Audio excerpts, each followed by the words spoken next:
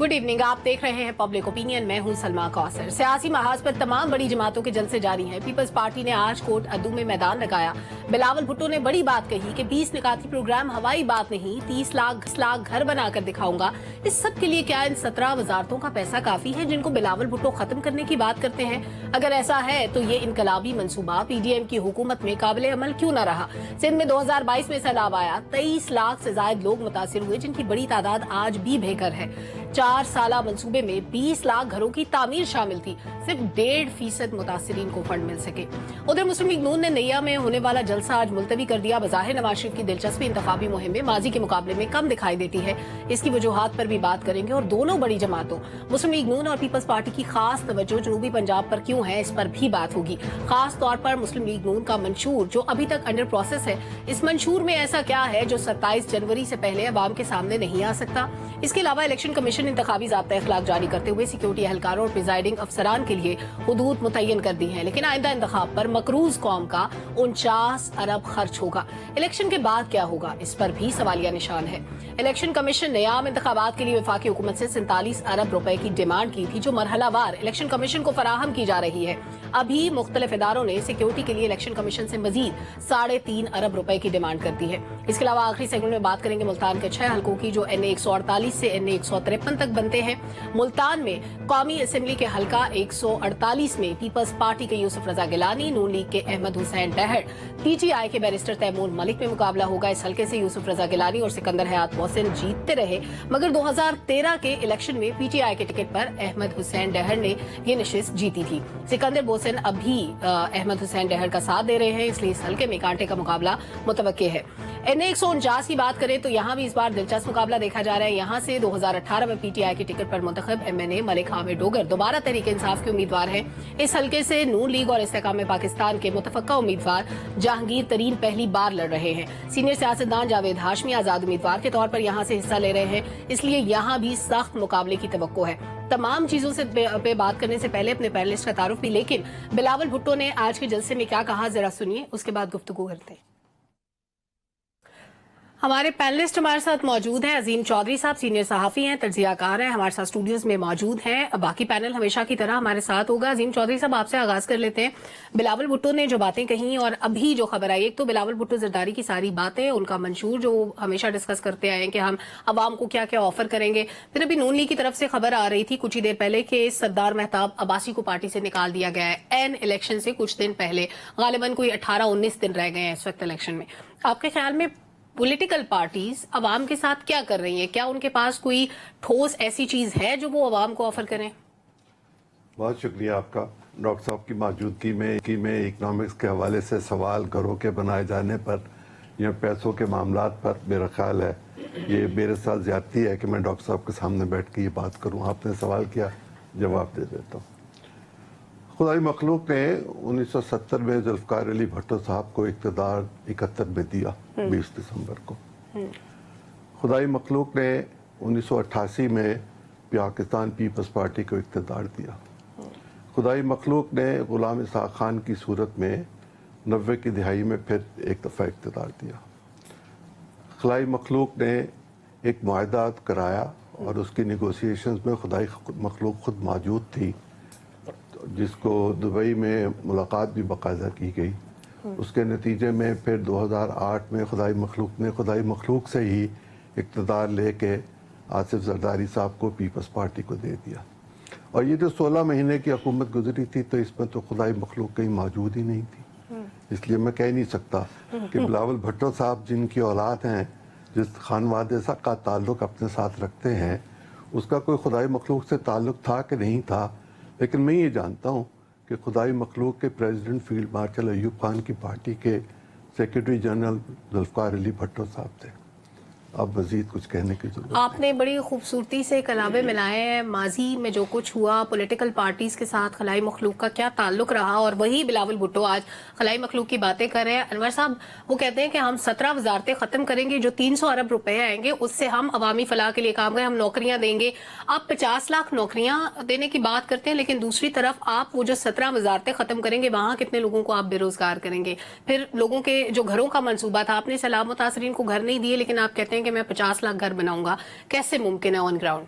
देखिए सलमा, ये इलेक्शन मुहिम है और जो आपका सियासी मंशूर है ये सिर्फ आवाम को बहलाने के लिए है, क्योंकि जो भी पॉलिटिकल पार्टीज़ हैं वो अपने मंशूर पर उस तरह अमल नहीं करती जिस तरह वो दावे करती हैं इलेक्शन से पहले। अब आप देखिए कि जो पाकिस्तान के हालात हैं माशी तौर पर, उसमें ये फिजिबल नज़र ही नहीं आता। आप अपने मुल्क को एक अच्छे तरीके से चला लें माशी तौर पर, उन्हें टेक ऑफ कर लीजिए, ये काफ़ी होगा। आवाम को आप रिलीफ दीजिए खाने पीने के अशिया में, पेट्रोल प्राइसेस में, और जो उनकी बुनियादी ज़रूरियात ज़िंदगी की चीज़ें हैं उन पर। ये नहीं, ये सिर्फ झूठ की बुनियाद पर बातें की जाती हैं कि हम आपको घर देंगे, हम आपको इतनी नौकरियां देंगे। ये वैसे 5 रुपए की रोटी 8 रुपए का नान है तो चलेगा? मुश्किल है। आप देखें ना, गैस कितनी महंगी हो गई है, फिर आटा कितना महंगा है। मुझे बताएं कि कैसे मुमकिन है, क्या आप देंगे?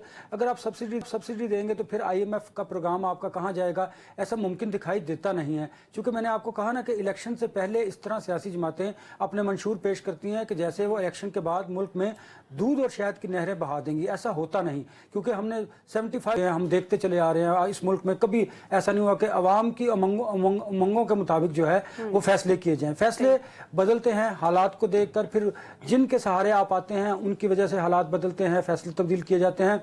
फिर आपकी सियासी जमातों के अंदर उस तरह जमहूरियत नहीं है जिस तरह जमहूरियत होनी चाहिए। तो बहुत सारे ऐसे हालात हैं जिनकी बुनियाद पर ये सारी चीजें मैं कह रहा हूं। और जो मंशूर की बात है, ठीक है, आप इलेक्शन से पहले आवाम को बेवकूफ बनाइए जिस तरह आप पहले बनाते चले आ रहे हैं। आवाम बेवकूफ बन भी जाएगी वैसे अनवर साहब, इस बारे में क्यों नहीं बनती? मुझे बताएं ना, आप बताइए। फिर हमारे यहाँ भी तो क्या आवाम इस बेस पे वोट देगी कि क्या ऑफर करें, इस बेस पे वोट देगी कि हमारा रिश्तेदार क्या कह रहे हैं, हमें क्या सूट करता है? देखिए, हमारे यहाँ जो इलेक्शन है उसकी साइंस बड़ी अलग है। इलेक्शन से पहले क्या होता है, आप देखिए कि बरादरी बेस पर भी वोट दिया जाता है। फिर जो कैंडिडेट होता है उसे देखा जाता है कि उसने आपके साथ ताल्लुक कैसा रखा अपने हल्के में, फिर आपके काम कितने करवाए।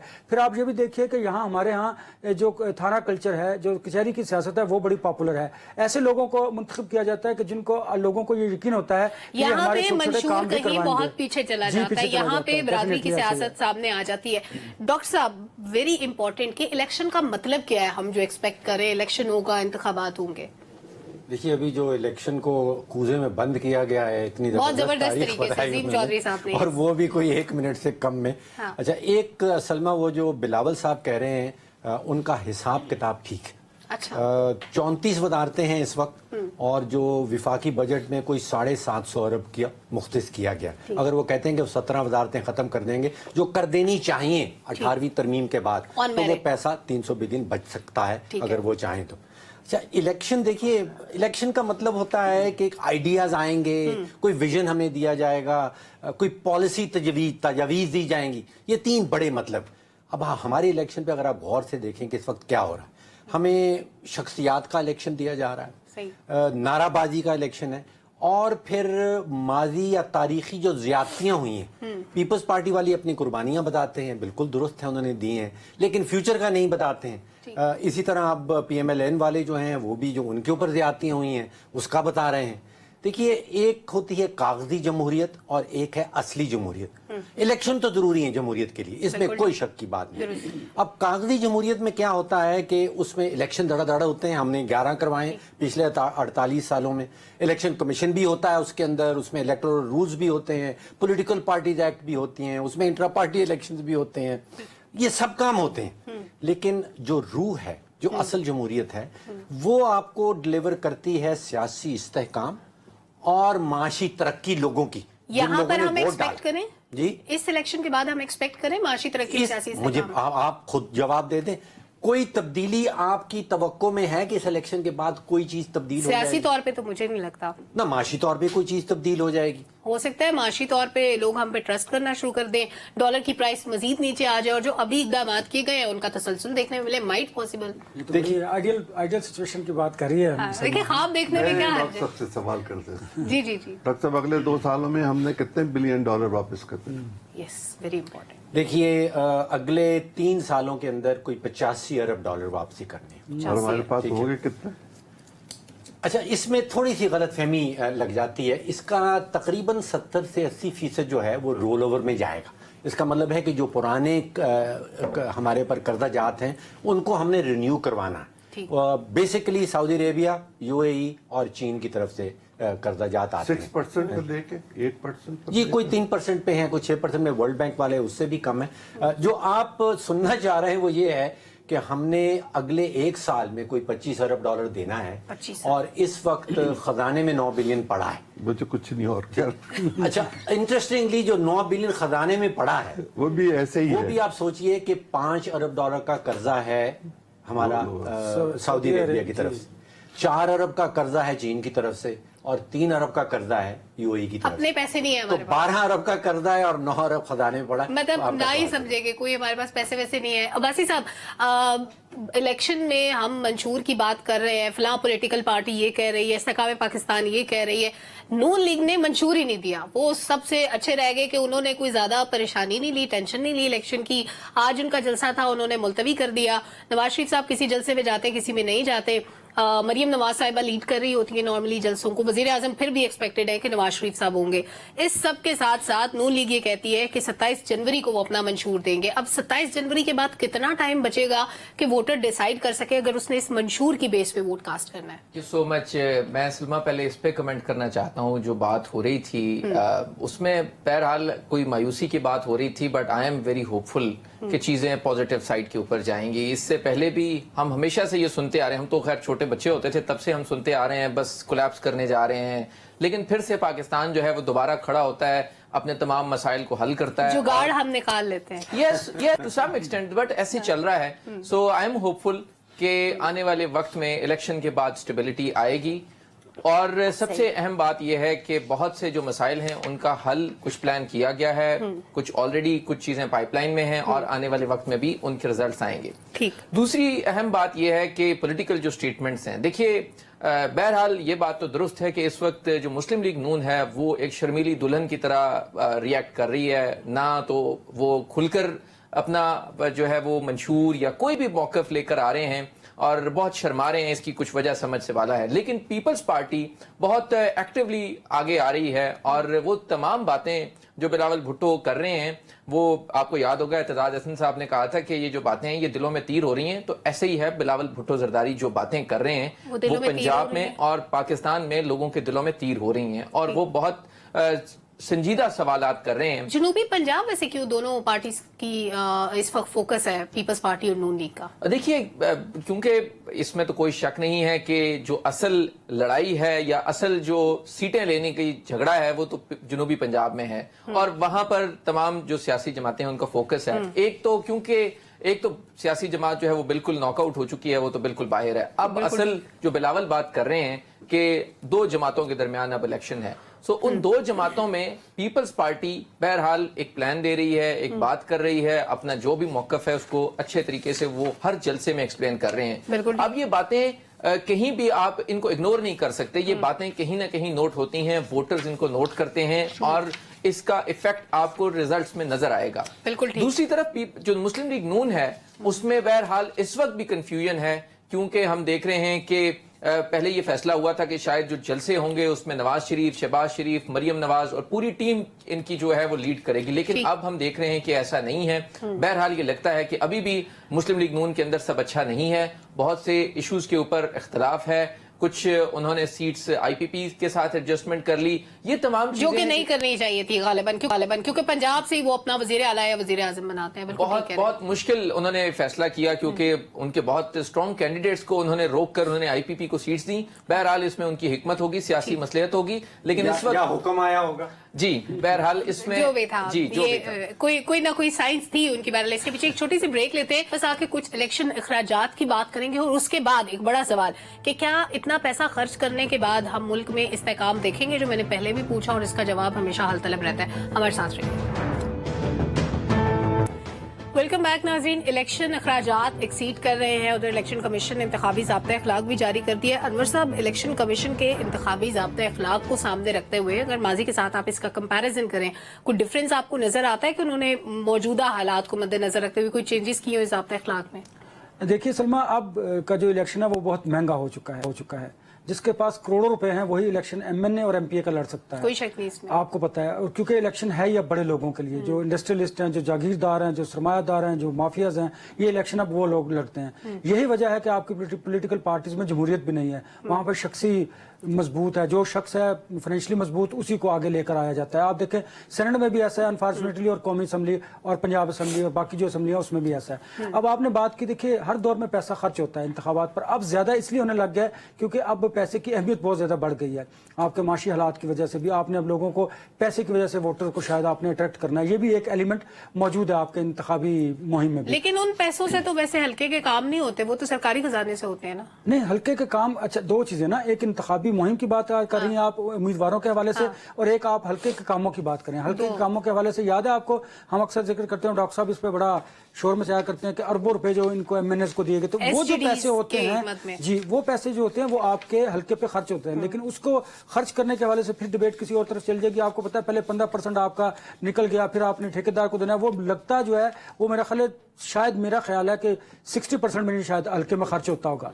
ये देखना, वो भी पैसे का ज़िया है। तो इसलिए हम कहते हैं कि बलदियाती निज़ाम को मजबूत कर दिया जाए तो शायद फिर वो काम जो एमएनए एमपीए करता है शायद आपके हल्के में होने शुरू हो जाए। आपने बात की थी, देखिए इलेक्शन कमीशन ऑफ पाकिस्तान का जो कोड ऑफ कंडक्ट होता है हमेशा वो वायलेट किया जाता है। वो आपने माजी में भी देखा, इस दफा भी देखेंगे। हाँ, अलबत्ता जो सेंसिटिव जो पोलिंग स्टेशन है उन पर आपकी सिक्योरिटी और जो सिक्योरिटी फोर्सेज को जो एहलकार होंगे उनको कहाँ तक रखा गया, ये बड़ा इंपॉर्टेंट है। वरना आपने देखा माजी में ये भी इल्जाम लगते हैं कि आपके जो सिक्योरिटी फोर्सेज के लोग वहां पर तैनात होते हैं, आरएस जो होते हैं, वो भी शायद धांधली में इन्वॉल्व होते हैं। तो इन चीजों को एड्रेस करने की जरूरत है ताकि आपके इंतखाबात पर जो पहले से उंगलियां उठाई जा रही हैं वो शायद कम हो। क्योंकि मुझे लगता यह है कि आपके इंतखाबात के बाद भी जो लोग हारते हैं हमेशा की तरफ वो इल्जाम लगाते हैं और स्टेबिलिटी के ख्वाब काबिल रह जाते हैं। बिल्कुल ठीक है डॉक्टर साहब, दो बातें मैं आपसे जानना चाहती हूँ। एक तो ये कि इतने पाकिस्तानी क्यों इलेक्शन लड़ते हैं अगर इतना पैसा इस पे लगता है। दूसरा सवाल ये कि आप हमेशा कहते थे कि इलेक्शन के लिए पहले से बजट एलोकेटेड है, लेकिन ये जो इजाफी 3 अरब रुपए मांगेंगे ये कहां से आएंगे? आप 3 अरब के पीछे पड़ गई हैं। हुकूमत के लिए 3 अरब की क्या वैल्यू रह गई? मान तान के पूरे करते हैं ना, मैं इसलिए परेशान हूँ। एक बात तो अभी अनवर साहब ने जिक्र किया, जो एमएनएस को पैसे बांटे जाते हैं और वो सस्टेनेबल डेवलपमेंट गोल्स के तहत, आप नाम देखिए कितना खूबसूरत जो यूएनडीपी ने दिया। अभी 4-5 दिन पहले वो खबर इतनी ज्यादा निकली नहीं मीडिया के ऊपर अनवर साहब, SIFC का एक इजलास हुआ था और उन्होंने सारे सूबाई प्रोजेक्ट के कोई 100 और 50 अरब रुपए जो बटने थे सूबाओं के प्रोजेक्ट के ऊपर वो बंद कर दी। तो एक तो यहाँ पे इन्होंने काट दी। मेरे ख्याल में ये एक फैसला जो उन्होंने किया है इट जस्टिफाई देयर एग्जिस्टेंस की ये एग्जिस्ट करती। इन्होंने 150 अरब आपका मेरा बचा दी जो पहले कभी मुझे नजर नहीं है। अच्छा, अब जो ऑफिशियल बजट जिसका आप जिक्र कर रहे हैं जिसमें 3 अरब का इजाफा हुआ, वो लगभग 22 करोड़ रुपए का खर्चा है हर एक नेशनल असेंबली की सीट के ऊपर।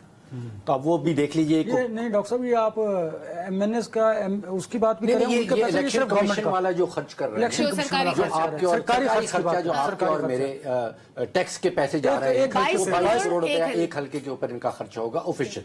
अब आप जो बात करें जो एमएनए खुद से खर्च करते हैं, इस दफा मुझे महसूस ये हो रहा है कि खर्चा कम कर रहे हैं।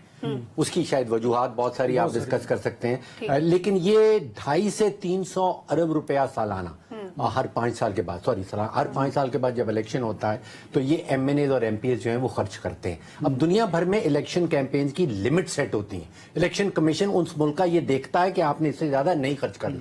आप अंदाजा कीजिए जो सेनेट का इलेक्शन है उसमें हमारी इलेक्शन कमीशन ने 15 लाख रुपए की लिमिट सेट की हुई। आपको पता है कि सेनेट की सीट कितने की मिलती है, कितने करोड़ों की मिलती है। 15 लाख की लिमिट यहाँ पे सेट की हुई है और 40 लाख की लिमिट सेट की है इन्होंने नहीं प्रोविंशियल असेंबली की, और वो बढ़ा दी नेशनल असेंबली की 1 करोड़ पे पहुंच गई।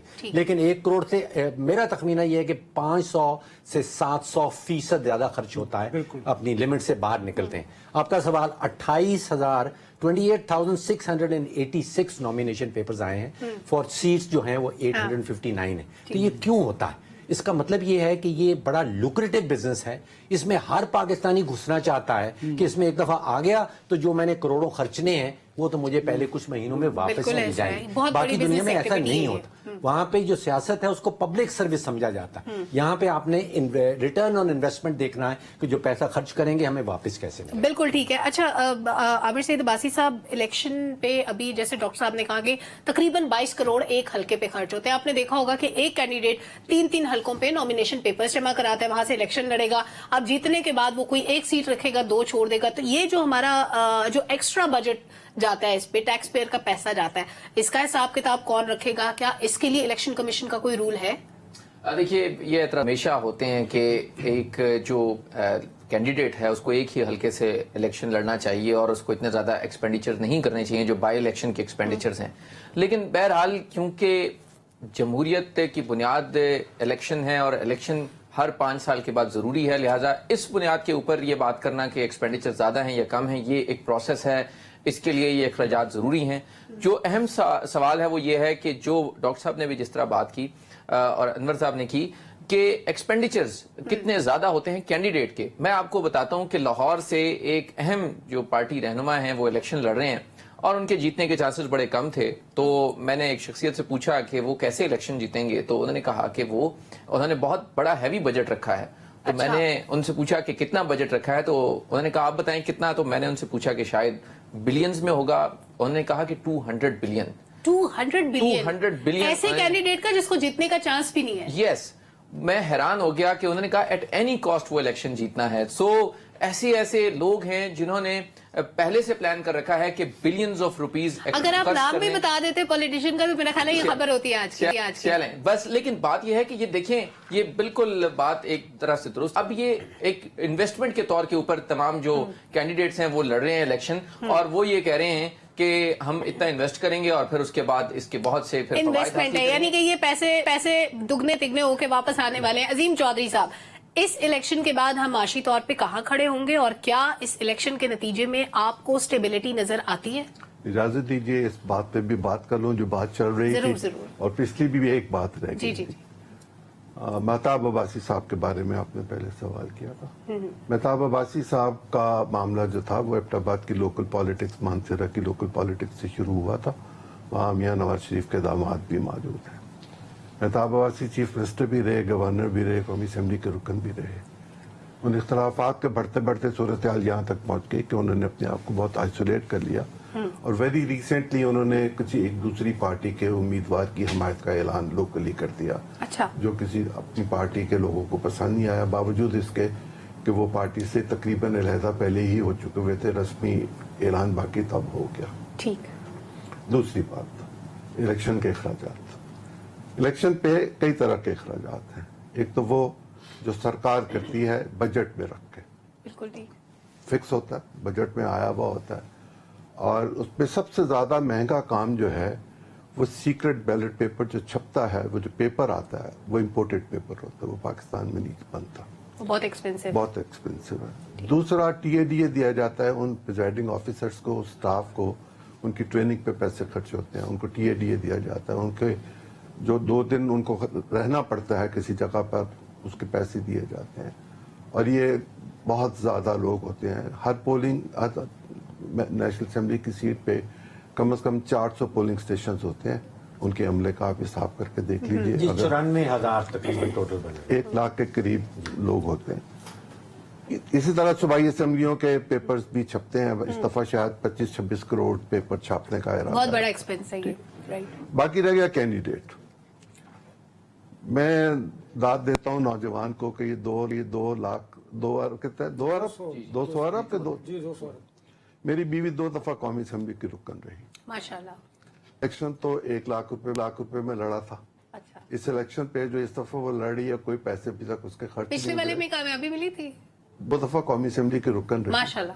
ٹھیک. 2002 میں بھی رکن تھی تو شاید 9-10 ہزار یعنی کم بجٹ میں بھی لگ سکتا ہے الیکشن میں. 9-10 ہزار روپے میں وہ جیت گئی تھی. پچھلی دفعہ 1 لاکھ روپے پارٹی ٹکٹ کے لیے جمع کرائے گئے تھے. زبردست. ہو گئی تھی. اس دفعہ پارٹی نے پیسے نہیں لیے. وہ اس دفعہ بھی ہو جائے گی جس پارٹی سے بھی ہے وہ ہو جائے گی. الیکشن کمیشن کی اپنی رسپانسبلٹیز ہیں. اگر وہ پورا نہ کرے تو اس پہ میرا یا آپ کا کوئی قصور نہیں ہے.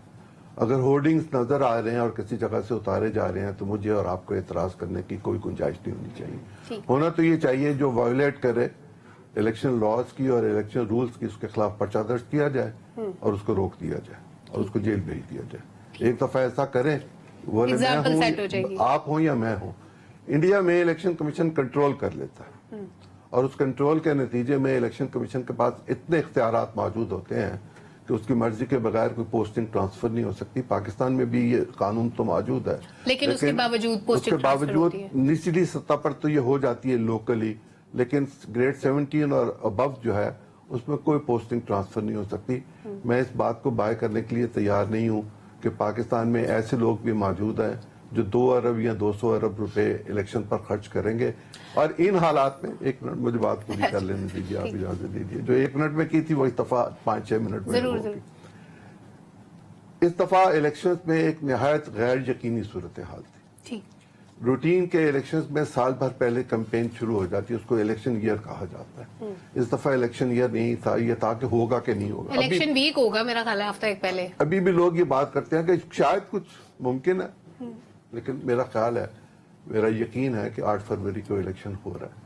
अब इसमें जो सूरत हाल इस वक्त पाकिस्तान की इकोनॉमिक कंडीशंस है वो अपनी जगह पर, उनको छोड़ ठीक है। दीजिए। जो पॉलिटिकल टर्मोइल से हम गुजर कर आए हैं, उस टर्मोइल की वजह से अब तक कुछ सीटों पर लोग फैसला नहीं कर सके हुए कि किसने इलेक्शन लड़ना है। एक एक पार्टी के 6-6 लोग खड़े हैं और ये तमाम इतराफ में ये बात मौजूद है कि पार्टी अपने लोगों को बिठाना चाहती है और वो बैठने को तैयार नहीं है। इलेक्शन कैंपेन का पीरियड छोटा है, ठीक, थोड़ी सी सख्ती है, थोड़ी सी गैर यकीनी है, इसकी वजह से लोग पैसे उस तरह खर्च करने के लिए नहीं बाहर निकल रहे, ठीक। निकला करते थे। इस बार पहले हमें जैसा इस्लामाबाद expense में 1-2 लोगों के पोस्टर बैनर नजर आए हैं, अदरवाइज हमें किसी का नजर अगर आपकी नहीं आया। इजाजत तो मैं एक छोटा सा ब्रेक ले लूं, ब्रेक से वापस आते हैं, गुफ्तगू आगे बढ़ाएंगे, हमारे साथ रहिए।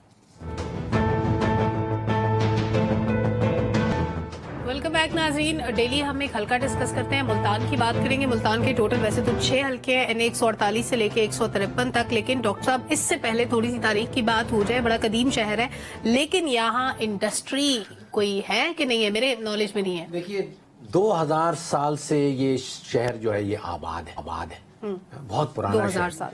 और आज से 250 साल पहले इंडस्ट्रियल रेवोल्यूशन आ गया था, लेकिन वो सनती रेवोल्यूशन अभी तक मुल्तान में नहीं आया। यहाँ पे ये कपास, गन्ना और आम, ठीक। इसके अलावा कुछ नहीं है इस शहर के अंदर। ठीक। जिनिंग फैक्ट्रीज कुछ लगी हुई हैं, अभी तक कोई इंडस्ट्री नहीं लगी।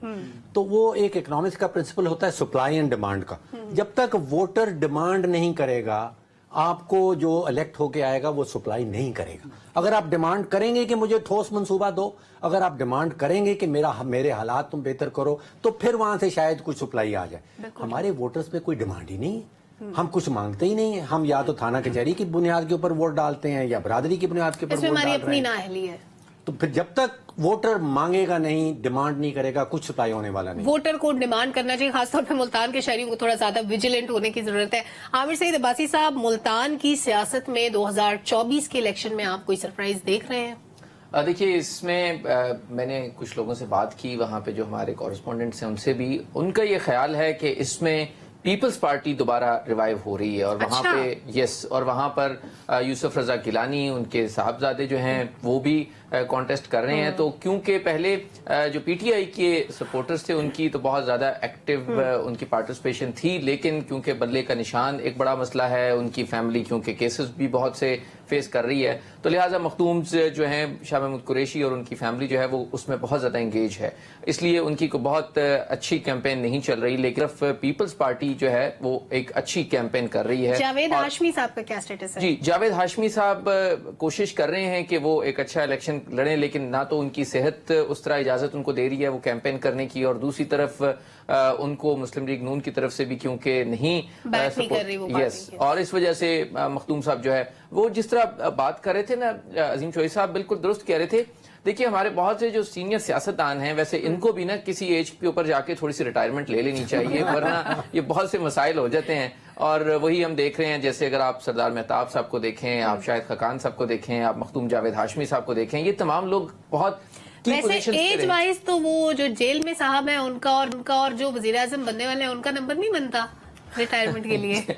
बनता तो यहाँ पर सबका ही है, लेकिन आपको पता है कि ये क्योंकि इक़्तिदार का जो एक मजा और इसका जो क्रेज है वो खत्म नहीं होता, तो तमाम जो सीनियर सियासतदान हैं वो ये समझते हैं कि उनकी आज भी उसी लेवल के ऊपर है। बहरहाल इस मरतबा इलेक्शन बहुत मुख्तलिफ है और बहुत से जो चीजें हैं वो बहुत मुख्तलिफ हैं इस मरतबा, क्योंकि आजाद जो उम्मीदवार हैं उनका एक बहुत ही ज्यादा है। सो लिहाजा इस मरतबा जो है वो एक्सपेक्ट ये किया जा रहा है कि शायद ये जो बुजुर्ग हैं, जो तमाम बुजुर्ग हैं, शायद ये इस मरतबा कहीं राइट लेफ्ट साइड पर हो जाए। बिल्कुल ठीक है। अजीम चौधरी साहब, वक्त कम में दो बातें मुख्तसरन कहिएगा। एक तो आपने ये सीनियर सियासतदानों वाली बात पे फौरन से कुछ लिखा था, आप कर ले। देखिए, यहाँ से जुल्फकार अली भुट्टो इलेक्शन लड़ चुके हैं इस शहर से। यहाँ से मियां नवाज शरीफ इलेक्शन लड़ चुके हैं, वो यूसुफ रजा से हार गए थे। ठीक है। यूसुफ रजा यहाँ इलेक्शन लड़े, फखर इमाम यहाँ इलेक्शन लड़े, लियाकत बलोच यहाँ इलेक्शन लड़े हैं, जावेद हाशमी यहाँ इलेक्शन लड़ चुके हैं, शाह महमूद लड़ चुके हैं, फखर इमाम मैंने आपसे कहा कांजू लड़ चुके हैं, पाकिस्तान के 2 फॉरेन मिनिस्टर यहाँ से इलेक्शन लड़ चुके हैं। वहाँ गिलानी और कुरैशी खानदान की रिफ्ट बहुत पुरानी है, रवायती है। और डॉक्टर साहब से अर्ज करूँ, नेस्ले का बहुत बड़ा प्लांट मजाफात में लग गया हुआ है और शायद पाकिस्तान की सबसे बड़ी पोल्ट्री की जो फैक्ट्री है वो भी उसी टेरिटरी में है जो मुल्तान की यहाँ इस वक्त जदीद के नाम से और नेस्ले के नाम से। अब वहाँ इंडस्ट्री की तरफ रुझान हो रहा है। दिलचस्प इलेक्शन होगा। यूसुफ रजा काफी कोशिश कर रहे हैं, जावेद हाशमी साहब मखदूम रशीद की सीट से लड़ते हैं, लेकिन हर दफा वो मुल्तान के बाहर से जीते, एक दफा शायद मुल्तान से जीते, लाहौर से जीते, पिंडी से, इस्लामाबाद से जीते। और उनको मुस्लिम लीग के साथ उनका झगड़े की बुनियाद भी पिंडी की सीट थी। वो मुल्तान की सीट को नहीं छोड़ना चाहते थे, पिंडी की छोड़ दी, ये हुआ और उसके नतीजे में चीजें आगे खराब हुई। मुल्तान शहर का पाकिस्तान की पॉलिटिक्स में बहुत गहरा ताल्लुक है। चीफ मिनिस्टर्स रहे, स्पीकर्स रहे, फॉरेन मिनिस्टर्स रहे, प्राइम मिनिस्टर्स रहे।